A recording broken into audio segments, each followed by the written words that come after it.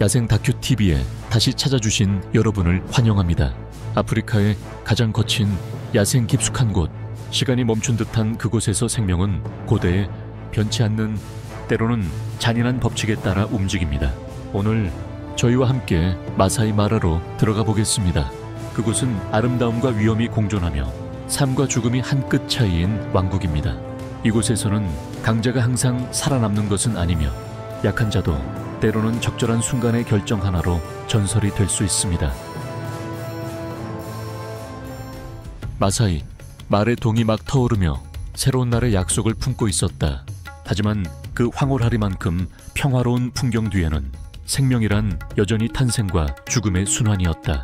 이 사자무리에게는 오늘이 바로 사냥의 날이었다. 두 날간 아무것도 입에 대지 못했으니 굶주림은 극에 달해 있었다. 그리고 어린 사자들의 힘없는 울음소리는 그들의 절박함을 가장 잔인하게 상기시키는 것이었다. 해가 높이 뜨고 공기가 따뜻해지기 시작하자 무리에서 가장 뛰어나고 노련한 사냥꾼인 암사자 한 마리가 공기 냄새를 맡기 시작했다. 녀석은 미동도 없이 서서 예민한 코로바람에 실려오는 희미한 냄새 하나하나를 분석했다. 그리고는 저 멀리서 완벽한 목표물을 찾아냈다. 뿌리를 캐느라 정신없이 땅을 파고 있던 멧돼지 가족이었다. 즉시 모든 사자무리는 휴식 상태에서 고도의 경계 태세로 바뀌었다. 근육은 긴장했고 눈빛은 집중했으며 모든 움직임은 목적을 띠게 되었다.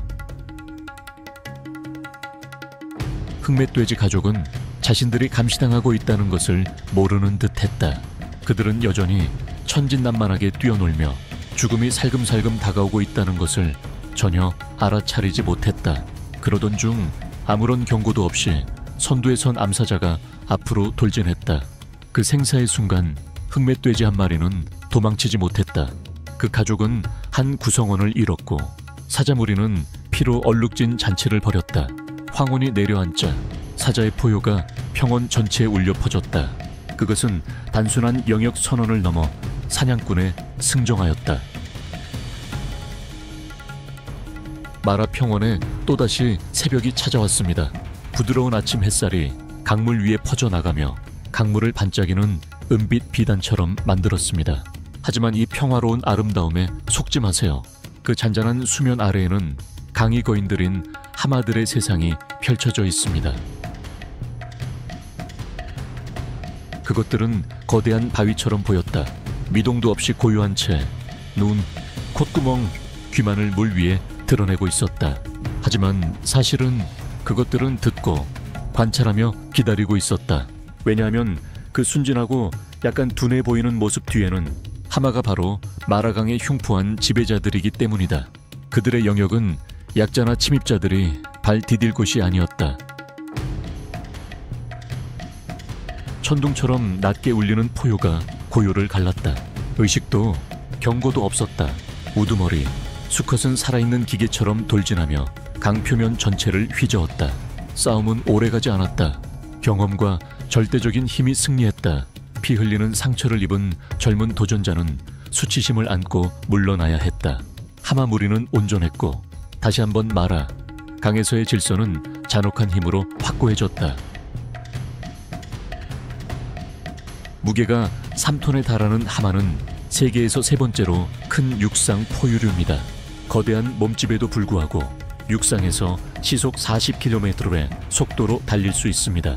입을 150도까지 벌릴 수 있으며 최대 반 미터에 달하는 두 개의 엄니를 드러내는데 이는 모든 전투에서 치명적인 무기가 됩니다. 초식동물이지만 사납고 강한 영역 본능 때문에 하마는 아프리카에서 가장 위험한 동물 중 하나이며 사자와 악어를 합친 것보다 더 많은 인명피해를 입힙니다. 하지만 그들은 조용한 생태 건축가이기도 합니다. 매일 밤 그들은 풀을 뜯기 위해 강을 떠나고 아침에 돌아올 때면 그들의 배설물은 중요한 영양원이 되어 조류와 미생물들을 먹여 살리며 강 전체 먹이사슬의 토대를 이룹니다.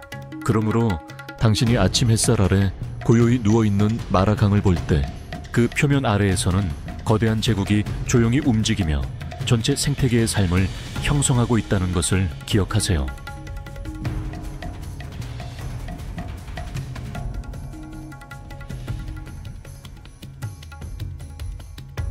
큰비가 막 그친 후 상쾌하고 생기 넘치는 마사이, 마라가 펼쳐졌다. 초원에는 거의 50마리에 이르는 시끄러운 개코원숭이 무리가 나타났다. 그들은 높은 나무 가지들을 민첩하게 오르내리며 장난기 넘치고 생기 가득한 모습으로 마치 두려움이라고는 모르는 듯했다. 이제 무리는 비가 가져다준 풍성한 만찬, 잘 익은 과즙 많은 열매, 통통한 곤충, 그리고 느릿느릿한 달팽이들을 마음껏 즐기고 있었다. 하지만 활기찬 분위기는 순식간에 변했다. 근처 아카시아 나무에서 암컷 표범 한 마리가 유령처럼 소리 없이 나타났다. 그 표범의 차가운 노란 눈이 원숭이 무리를 주시했다. 그 표범에게는 놀고 있는 새끼 비비, 원숭이들이 완벽한 사냥감이었다. 표범은 살금살금 걸었고 나무십 사이로 비치는 햇빛 얼룩에 그 유연한 몸이 녹아들었다. 마치 생사의 싸움이 막 벌어지려 하는 듯했다. 그러다가 우두머리 비비가 포식자를 발견했다. 그 우렁찬 울음소리는 즉시 무리 전체에게 경고했다. 표범은 추격을 시작했다. 눈 깜짝할 사이에 비비 무리는 반응했다. 그들은 도망가지 않고 오히려 포식자를 포위했다. 절망에 빠진 표범은 포위망에서 벗어나기 위해 나무까지 위로 뛰어 올랐고 아래에서 위협적으로 으르렁거리는 비비 무리를 내려다보며 헐떡거렸다. 잠시 후 비비 무리는 서서히 물러났고 포식자에게 값비싼 교훈을 주었다.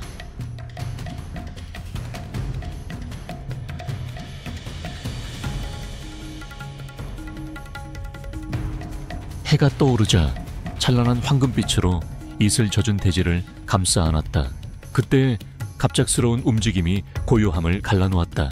수십만 마리의 붉은 브리퀘리아 새들이 일제히 날갯짓하며 하늘 위 거대한 생명 구름을 이루어 떠올랐다. 멀리서 보면 그것들은 끊임없이 형태를 바꾸는 파도 같았고 무수한 개체들이 모여 만들어진 하나의 유기체였다. 새떼는 빠르게 움직여 어린 풀밭에 내려앉았다.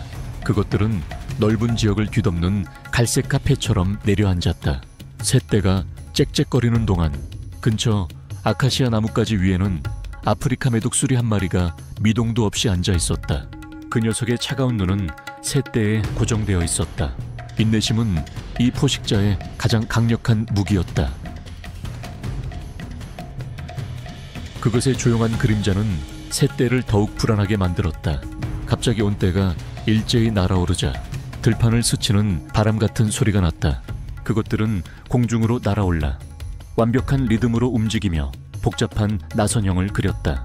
이러한 조직적인 움직임은 아름다울 뿐만 아니라 포식자를 교란시켜 어떤 한 개체에도 집중할 수 없게 만드는 효과적인 방어 전략이었다.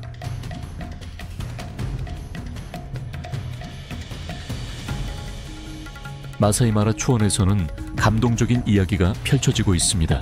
옥색 눈을 가진 암치타 루나는 아름다움, 속도, 그리고 강인함의 상징입니다. 하지만 이번에는 그녀의 임무가 더욱 큽니다. 오늘은 사냥을 하지 않고 안전한 장소를 찾고 있습니다. 그녀는 새로운 생명에 대한 희망을 품고 있습니다. 그녀는 숲을 사이로 조용히 움직였다. 뜨거운 햇살 아래 고목한 그루가 그늘을 드리우고 있었다. 그곳이 바로 루나가 은신처로 택한 곳이었다. 그녀는 평온하게 누워 있었지만 눈은 끊임없이 주변을 훑으며 모든 위협에 경계심을 늦추지 않았다. 그녀는 이것이 포식자의 삶에서 가장 신성하면서도 가장 연약한 순간이라는 것을 알고 있었다.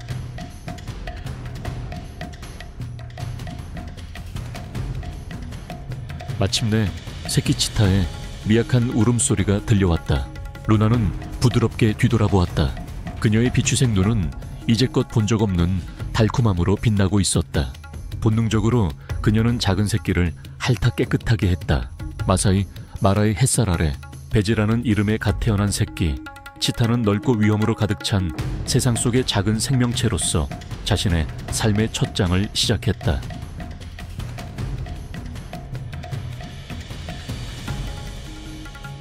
아침 햇살 아래 누떼가 풀을 뜯고 있었다. 하지만 그들은 생사를 건 싸움이 곧 시작되리라는 것을 알지 못했다. 멀리서 루나의 보석 같은 날카로운 눈이 조용히 지켜보고 있었다. 이번에는 루나가 혼자 사냥하지 않았다. 출산 후 부족해진 힘을 보충하기 위해 그녀는 다른 암컷들과 협력했고, 원래 단독 생활을 하는 치택에는 보기 드문 사냥 동맹을 결성했다. 어린 누 한 마리가 금세 표적이 되었다. 치타 세 마리가 무리 쪽으로 살금살금 다가갔고, 그들의 몸은 황금빛 풀밭에 거의 잠겨 보이지 않았다. 그리고는 번개처럼 치타 한 마리가 쏜살같이 뛰쳐나갔다. 모든 누무리가 혼비백산했다. 하지만 새 사냥꾼은 흔들리지 않았다. 그들은 이미 목표물을 정했고 먹잇감이 쓰러질 때까지 멈추지 않을 참이었다.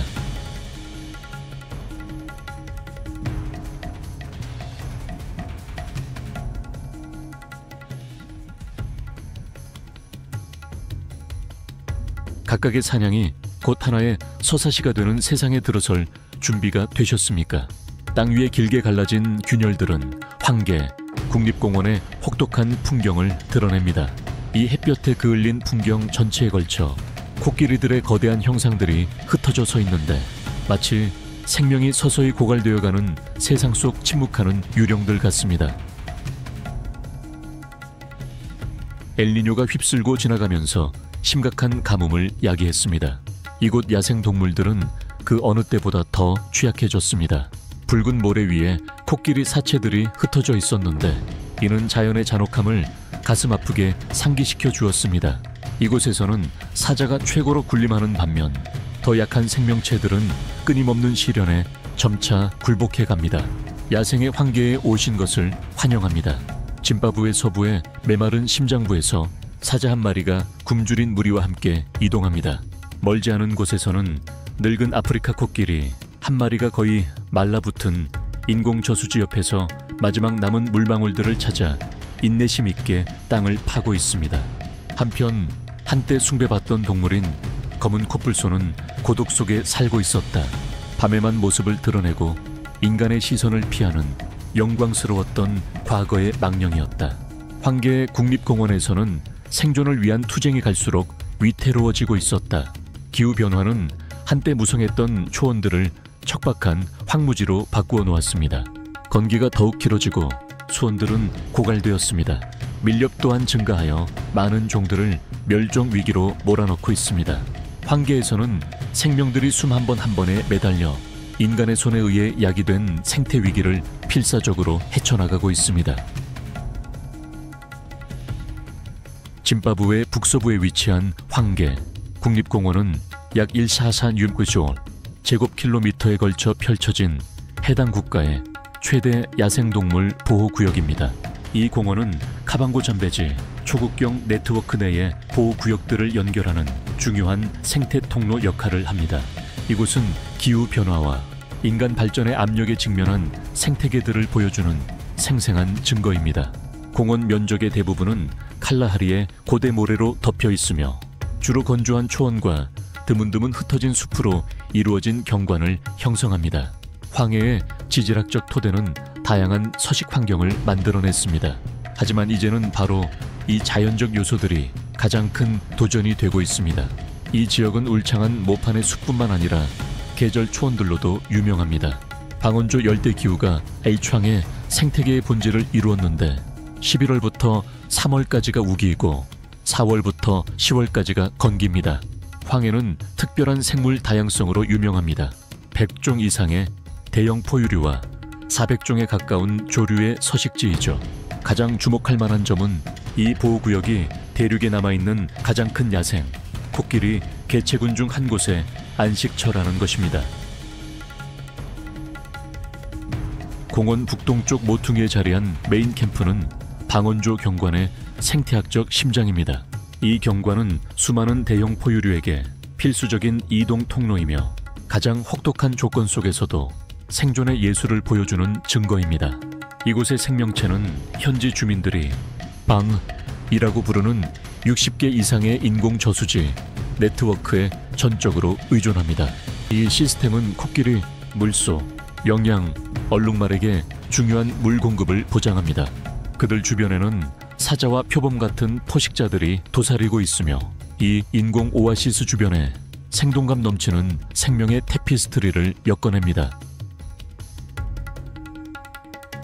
황계 북동부의 메마른 평원에서 누떼는 맹렬한 생명력의 상징입니다.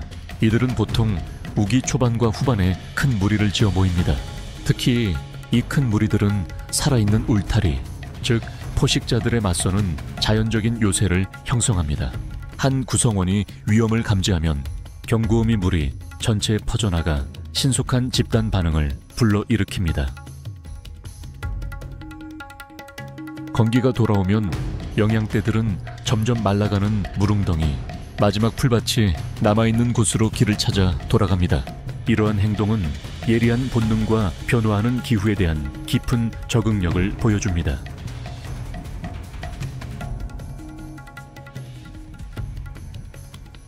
영양대의 발자국이 희미해지기 시작할 때쯤 새벽 안개를 뚫고 포효 소리가 울려 퍼졌다. 그것은 최상위 포식자인 사자의 포효였다. 약 번 1000년 전 다른 표범과 동물들과 공통 조상에게서 나타난 사자는 방언조 지형에서 번성하도록 진화했다. 근육질 몸매와 탁월한 야간 시력, 무리 사냥 전략을 지닌 다 자란 수컷 사자는 최대 220킬로에 달할 수 있습니다. 짙고 풍성한 갈기는 단지 힘과 성숙함의 상징일 뿐만 아니라 짝짓기 상대를 유인하고 영역 다툼 시 목을 보호하는 데 중요한 역할도 합니다. 다른 대형 고양이와 동물들과는 달리 사자는 무리라고 불리는 복잡한 사회 구조 속에서 번성합니다. 전형적인 무리는 5마리에서 10마리까지의 개체로 구성되며 주로 혈연 관계가 있는 암컷들과 그들의 새끼들, 그리고 몇몇 우두머리 수컷들로 이루어져 있습니다. 먹잇감 무리가 자주 모이는 중심 지역에 살면서 무리의 사회 구조는 사자에게 막강한 이점을 제공합니다. 암컷들이 사냥을 주도하며 보통 작은 무리를 지어 협력합니다. 그들은 지형과 어둠을 이용하여 은밀하게 먹잇감에게 접근합니다. 사자는 힘뿐만 아니라 팀워크에도 의존합니다. 한 마리가 주의를 분산시키는 공격을 감행할 때 다른 사자들은 측면에서 몰래 다가갑니다. 이들의 사냥 시도는 5에서 6번 중 1번꼴로 성공합니다. 한 번의 성공적인 사냥으로 무리 전체가 며칠간 생존을 유지할 수 있습니다. 무리 내 먹이 공유 규칙은 사회성이 뚜렷합니다. 수컷이 먼저 먹고 그 다음 암컷이 먹으며 마지막으로 새끼들이 먹습니다. 이러한 서열은 무리를 보호하는 각 개체의 역할을 반영합니다. 즉, 수컷은 영토를 보호하고 암컷은 사냥을 하며 다음 세대를 양육합니다. 사자가 사냥 후에 물러나자 전박이 하이에나들의 합창이 울려 퍼졌다. 그들의 울음소리는 전리품을 되찾기 위한 대담한 도전이었다. 사자의 존재는 힘과 협력 정신이 뒤섞인 끝없는 이야기처럼 펼쳐진다. 초원의 고요를 깨는 끔찍한 웃음소리가 울려 퍼졌다. 힘이 항상 모든 것을 결정하는 것은 아닌 세상에서 전박이 하이에나는 교활한 기회주의자로서 번성했다. 그것은 사자가 힘든 일을 끝내기를 끈기 있게 기다렸다가 달려들어 남은 것을 차지했다. 진화적 관점에서 전박이 하이에나는 독자적인 계통에서 유래했습니다. 이들의 몸은 길이 1.8m에 달하고 무게는 85kg까지 나갑니다. 앞다리가 뒷다리보다 길어 앞으로 기우는 특유의 걸음걸이를 만듭니다. 이들은 단거리 질주를 위해 설계된 것이 아니라 끈기 있는 움직임을 유지하도록 되어 있어 여러 킬로미터에 걸쳐 먹이를 추격할 수 있습니다. 하이에나의 심장은 체중 대비 사자의 것보다 2배 더 크고 고속을 유지하는 능력에 에너지를 공급합니다. 하이에나의 턱은 으스러뜨리는 악력을 만들어내는데 이는 표범보다 40% 더 강하며 누의 다리뼈를 부러뜨릴 만큼 강력합니다. 통념과는 달리 전박이 하이에나는 암컷이 이끄는 복잡한 사회 집단을 형성하며 때로는 70개체에 달하기도 합니다. 이 암컷 우두머리들은 몸집이 더 클 뿐만 아니라 먹이 섭취와 번식에 있어서 우선권을 가집니다. 각 무리는 광대한 영역을 지배하며 특유의 냄새 흔적과 울음소리를 통해 맹렬하게 방어됩니다.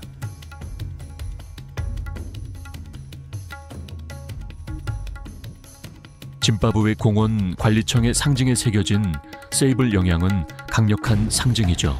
야생적이고 당당하며 굴하지 않는 단단한 몸체와 매끄러운 검은 갈기, 그리고 115cm까지 자랄 수 있는 아름답게 휘어진 뿔을 가진 세이블 영양은 모든 이를 경외하게 만들죠. 하지만 이 뿔들은 단지 상징만은 아닙니다. 그것들은 면도날처럼 날카로운 무기입니다. 세이블 영양이 사자와 대치할 때 날카롭게 굽은 뿔을 사용하여 맹렬하게 자신을 방어하며 굳건히 맞섰다는 기록이 있습니다. 하지만 긴 건기 동안 그들은 코끼리와 물소 같은 더 큰 종들과 서식지를 공유해야 하는 어려움에 직면합니다. 하지만 세이블 영양은 온순한 희생자가 아닙니다.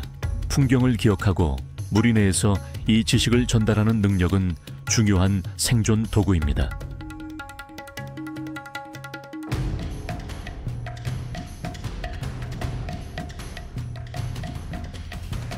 세이블 영양대가 이동하면 민첩한 임팔라들이 나타난다. 가혹한 환경에서 거의 완벽한 생존 능력을 갖춘 그들은 황계의 생태계에서 독특한 위치를 확립했다. 몸집은 날씬하지만 임팔라의 점프는 길이가 최대 10m에 달하고 높이 3m까지 뛸 수 있습니다. 시속 80km까지 속도를 낼 수 있는 이 빠른 질주는 아프리카 들개나 사자의 추격으로부터 살아남을 수 있는 마지막 기회가 되는 경우가 많습니다.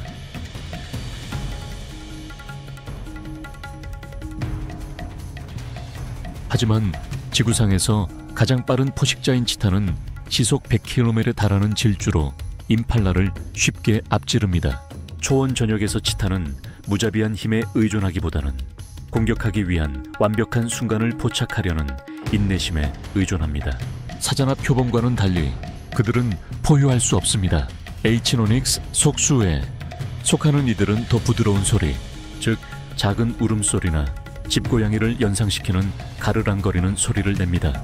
이것이 어미와 새끼가 키 큰 풀밭에서 소통하는 방식입니다. 치타의 가장 눈에 띄는 특징 중 하나는 눈가에서 입까지 흘러내리는 눈물, 자국처럼 보이는 한 쌍의 검은 줄무늬입니다. 이 줄무늬들은 햇빛의 눈부심을 줄여주고 낮 사냥 중 집중력을 높여주는 중요한 적응 기능이죠. 이는 치택에 큰 이점을 제공하는데 주로 낮에 사냥하여 사자와 하이에나의 활동 시간을 피할 수 있기 때문입니다.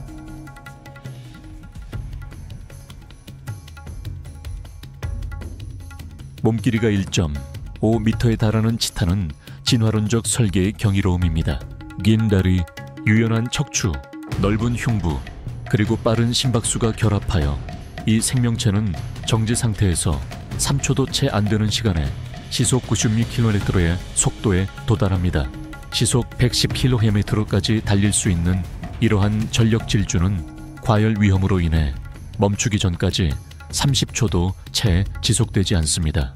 다른 큰 고양이와 동물들과 달리 치타의 발톱은 부분적으로만 집어넣을 수 있으며 스파이크처럼 작용하여 앞으로 돌진할 때 접지력을 높여준다. 긴 꼬리는 방향타처럼 작동하여 급회전할 때마다 균형을 잡아준다. 치타는 무리를 지어 사냥하지 않는다. 대신 주로 단독으로 사냥하거나 때로는 수컷들로 이루어진 작은 연합을 형성하기도 한다. 초원 상공에서 또 다른 사냥꾼이 공중을 활공하고 있습니다. 이 새는 레노메로, 시속 140km를 초과하는 속도로 급강할 수 있는 강력한 공중 포식자입니다. 레노메는 중간 크기의 맹금류이며 길이는 43에서 50cm에 이릅니다. 하지만 초원수리는 많은 철사에 맹금류와 달리 멀리 이동하는 일이 잦지 않습니다. 그 대신 번식기가 끝나면 넓게 흩어질 뿐입니다. 환계 지역에서 초원수리의 출현은 계절에 따라 뚜렷이 변동하며 먹잇감이 풍부해지는 우기 직후에 정점에 이릅니다. 이 웅장한 독수리는 크기 면에서 라노메를 능가하며 날개폭은 거의 미터에 달합니다. 이곳에서는 번식하지 않지만 스텝 독수리는 여전히 익숙한 손님으로 건기인 10월부터 3월까지 찾아옵니다. 여름이 저물자 북쪽에서 불어오는 첫 찬바람이 위대한 여정의 시작을 알렸습니다. 황계에서는 수천 마리의 스텝 독수리들이 하늘로 솟아올라 대륙 횡단 이주를 시작하며 남쪽으로 수천 킬로미터를 비행합니다. 일부는 이란과 인도로 향하는 여정을 택하는 반면 다른 독수리들은 아프리카에 내려앉기 전에 아라비아 반도를 건넙니다. 초원 독수리는 이동하는 여정 내내 솟아오르는 뜨거운 공기 흐름을 활용하여 하루에 350km까지 날아갈 수 있습니다. 황계의 주요 캠프 지역은 탁 트인 풍경과 풍부한 동물 사체를 제공하며 완벽한 피난처로 떠오릅니다. 초원 독수리는 죽은 고기를 먹는데 낯설지 않다. 죽은 고기를 먹는 일이 흔하다 보니 이들은 종종 독수리들과 경쟁하고 심지어 더 작은 맹금류에게서 먹이를 빼앗기도 한다. 이러한 행동으로 인해 약탈 기생 독수리라는 별명을 얻게 되었다. 주로 죽은 고기를 먹지만 이들은 작은 새, 뱀, 도마뱀을 사냥할 수 있는 어떤 기회도 놓치지 않는다.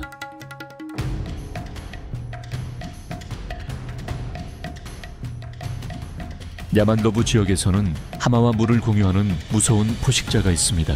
바로 나일악어입니다. 두 종은 귀한 물을 함께 공유하지만 그들 사이에 완전한 평화는 없습니다.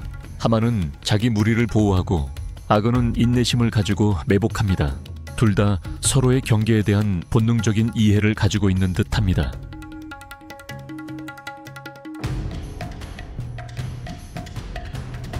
나일악어는 수천만 년 동안 거의 변하지 않은 살아있는 화석이자 고대 생물입니다. 평균 길이는 4에서 4점, 미터이며 일부 개체는 6미터에 달합니다. 이들은 지구상에 남아있는 가장 큰 파충류 중 하나로 꼽힙니다.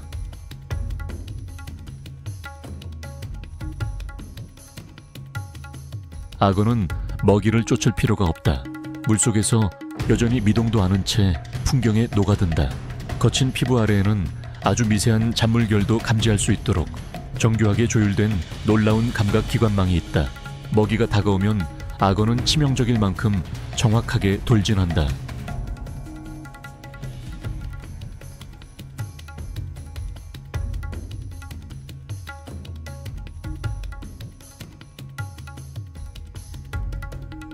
강 저편에는 또 다른 광경이 펼쳐졌다. 흙먼지 구름을 헤치고 초원의 흑백 줄무늬가 모습을 드러냈다. 버첼, 얼룩말대가 물가를 향해 나아갔다. 그들은 한 걸음 한 걸음마다 목숨을 걸고 있다는 것을 알고 있었다.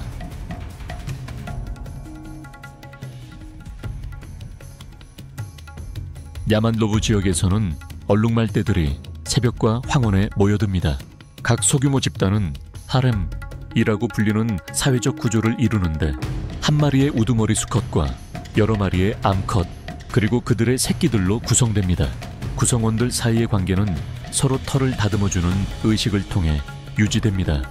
건기가 오면 버첼 얼룩말 무리들은 새로운 풀밭을 찾아 더 긴 여정을 시작합니다. 이들의 비선형적 움직임은 적응력의 본질입니다. 고정된 경로를 따르는 대신 계속해서 자신들의 이동 경로를 조절합니다.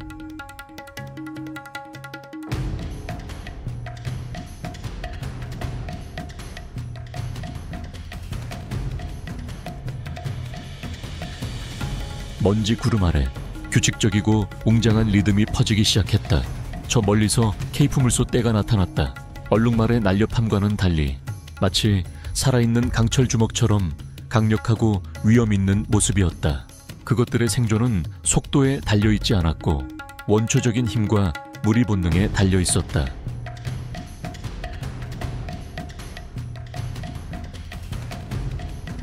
어깨 높이가 1.5m에 달하고 772킬기 넘는 케이프 물소는 거대한 기계와 같습니다. 검은 죽음이라는 별명은 지어낸 것이 아닙니다. 이 별명은 사냥꾼과 사자 모두를 경외하게 만든 수많은 방역을 통해 얻어졌습니다.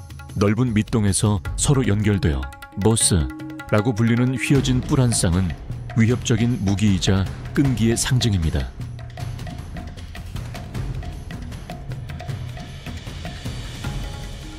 야만로브에서는 케이프 물소 떼들이 수십 마리부터 1000마리 이상까지 모여듭니다.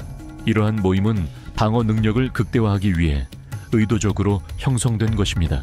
새끼 들소와 암컷 들소들은 무리의 중앙에 몸을 숨기고 성체 수컷들이 이들을 위협적인 원형으로 둘러싸 하나의 살아있는 피와 살의 요새를 이룬다.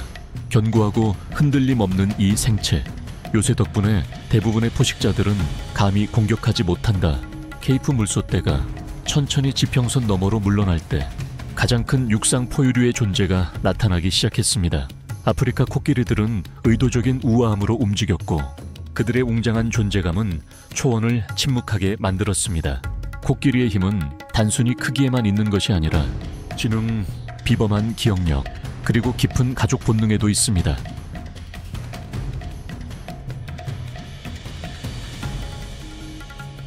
다 자란 수컷 코끼리는 어깨 높이가 3.36m에 달하고 무게는 EPLK에서 거의 7,000kg까지 나갑니다. 거대한 덩치에도 불구하고 그들의 움직임은 놀라운 우아함을 지닙니다. 넓은 귀는 규칙적인 리듬으로 펄럭이며 몸을 식히기 위해서뿐만 아니라 살아있는 부채 역할도 합니다. 하지만 코끼리의 가장 비범한 특징은 생체공학의 경이로움이라 할 수 있는 코에 있습니다. 코의 모든 움직임은 정교함 그 자체입니다. 나뭇가지 하나를 부드럽게 꺾는 것부터 수십 리터의 물을 빠르게 빨아들이는 것까지 말이죠. 아프리카 코끼리의 사회 구조는 목의 사회를 중심으로 형성되며 대개 가장 나이 많고 경험이 풍부한 암컷이 무리를 이끈다. 모든 중요한 결정은 우두머리 암컷의 기억과 경험에 따라 이루어진다. 그녀는 무리의 중심에 서 있는 전통에 살아있는 수호자이다. 그들의 여정은 우리에게 인간과 야생 세계 사이에 깊은 유대감을 상기시켜 줍니다. 우리가 이 생물들을 보호할 때 우리는 단지 한 종을 구하는 것이 아니라 우리 내면의 인간성 자체를 보존하는 것입니다. 당신은 인식을 확산시키거나 또는 단순히 몇 초만 시간을 내어 사랑과 존경의 시선으로 그들을 바라보는 것으로 그 여정의 일부가 될 수 있습니다. 야생 다큐 TV와 함께 해주셔서 감사합니다. 우리는 단순히 자연의 이야기를 들려주는 것에 그치지 않습니다. 우리는 생명의 다음 장을 써내려가고 있으며 바라건대 그것이 생존과 희망의 장이 되기를 바랍니다.